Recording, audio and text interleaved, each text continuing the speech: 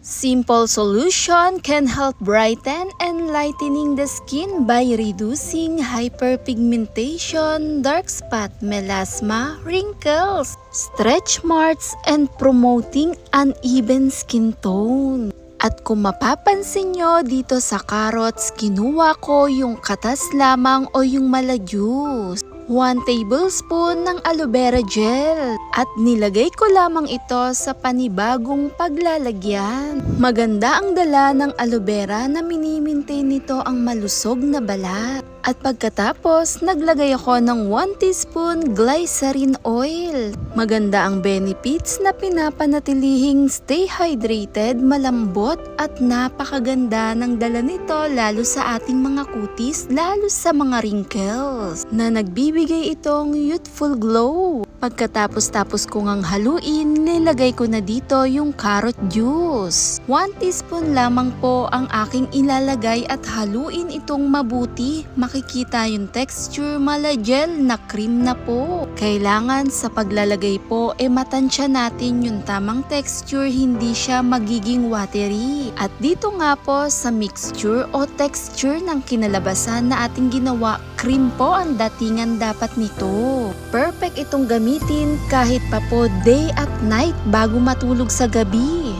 Lalong-lalo na habang nagkakaedad, dyan lumalabas yung nagkakaroon ng hyperpigmentation, melasma o kahit ano pa. At dito nga po sa ating ginawa, perfect gamitin na nagbibigay po siya lalo sa ating kutis at minimaintain nito yung collagen.